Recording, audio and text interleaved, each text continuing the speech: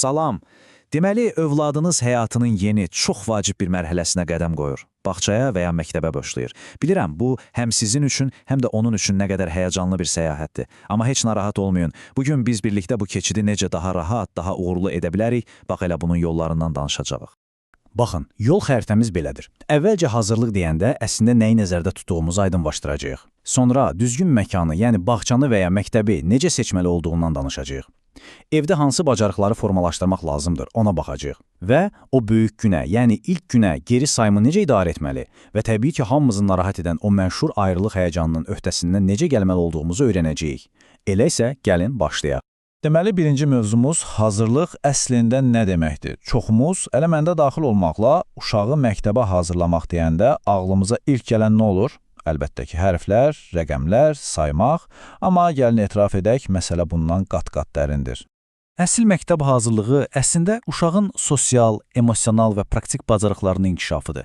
Yəni, onun yeni bir mühitə, yeni qaydalara, yeni dostlara necə uyğunlaşa bilməsidir. Fikirləşin, əgər uşağın bu təməli möhkəm olarsa, yəni özünü ifadə edə bilirsə, dostları ilə yola gedirsə, o zaman akademik bilikləri mənimsəmək onun üçün qat-qat asan olacaq.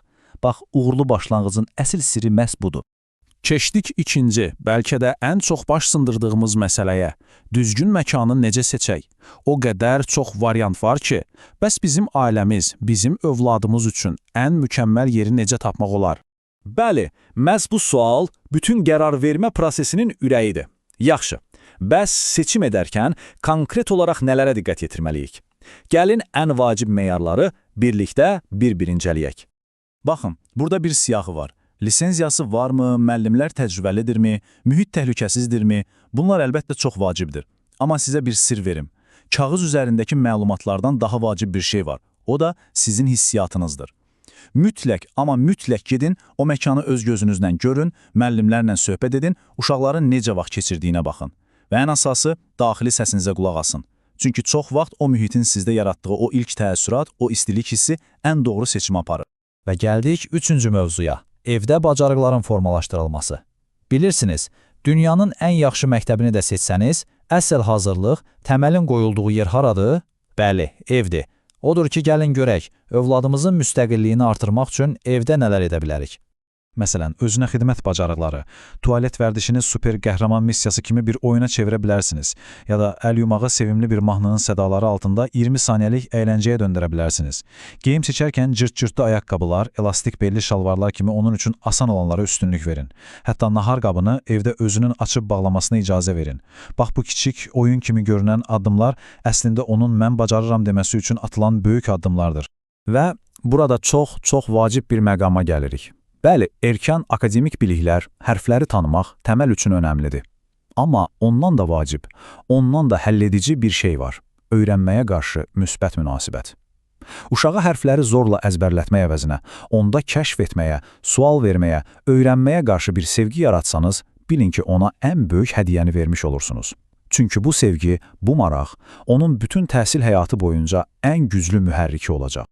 Ən yaxşı tərəfi də odur ki, bunu etmək üçün heç bir xüsusi dərsə, bahalı materiallara ehtiyac yoxdur.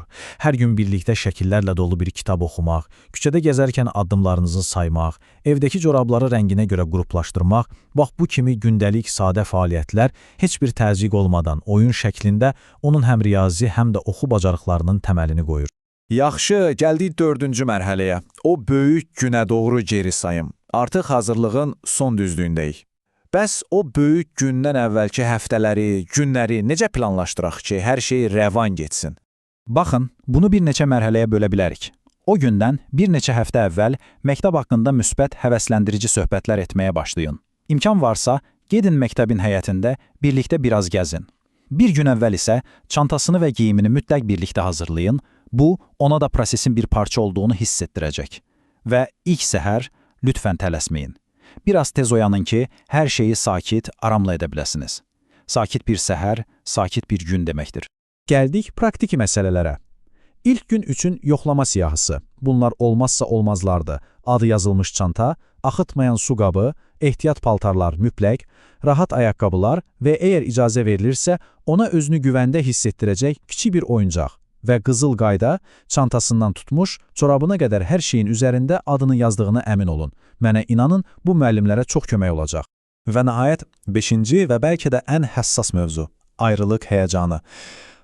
Bu məqam həm bizim üçün, həm də balacalarımız üçün nə qədər çətin ola bilər, elə deyilmi? Amma narahat olmayın, bu böyük emosiyaları da inamla və qayğı ilə idarə etməyin yolları var. Hər şeydən əvvəl gəlin bir şeyi aydınlaşdıraq. Ayrılıq həyəcanı nəinki normal, hətta sağlam bir şeydir. Bu, sizin aranızda nə qədər güclü, nə qədər sevgi dolu bir bağın olduğunun göstəricisidir. Yəni, bu bir problem deyil, bu sevginin əlamətidir.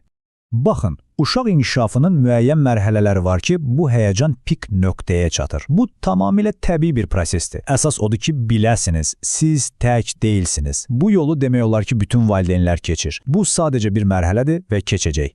Yaxşı, bəs o çətin vidalaşma anlarını necə asanlaşdıra bilərik? Bunun üçün bir neçə qızıl qayda var. Birincisi, özünüzə məxsus qısa bir vida ritualı yaradın. Məsələn, 3 dəfə öpüş, xüsusi bir əl hərəkəti. İkincisi, vidalaşmanı qısa, pozitiv və ən əsası inamlı edin. Ən böyük səhv nədir? Gizlicə qaçıb getmək. Bunu əsla etməyin, çünki bu etibarı sarsıdır. Həmişə nə vaxt qayıdacağınızı ona başa düşəcəyi dildə deyin, məsələn, nahardan sonra gələcəm və uşağı birbaşa müəlliminə təhvil verin ki, o dərhal bir fəaliyyətə cəlb olunsun. Və bir də səbirli olmaq lazımdır. Bu rəqəmi unutmayın. 2-dən 6 həftəyə qədər. Bəli, bəzən uşağın yeni mühitə tamamilə alışması bu qədər vaxt apara bilər. Bu normaldır. Özünüzə və övladınıza zaman tanıyın. Hər uşağın öz tempi var. Və hər şeyin sonunda gəlib çatırıq ən vacib məsləhətə. Sizin sakitliyiniz onun üçün bir lövvər kimidir. Uşaqlar bizim emosiyalarımızı bir güzgü kimi əks etdirirlər. Əgər siz vidalaşarkən pozitiv, inamlı və sakit olsanız, o da özünü daha güvəndə hiss edəcək. Unutmayın, bu prosesdə onun ən böyük gücü sizsiniz. Beləliklə, bütün bu mərhələləri nəzərdən keçirdik. Ümid edirəm ki, artıq özünüzü daha hazırlıqlı hiss edirsiniz. İndi sizə bir sualım var. Bu yeni, həyəcanlı macəraya övladınızla birlikdə inamla başlamağa hazırsınızmı? Əminəm ki, hazırsınız. Bu yolda həm sizə, həm də balaca kəşfiyyatçınıza bol-bol uğurlar arzulayıram.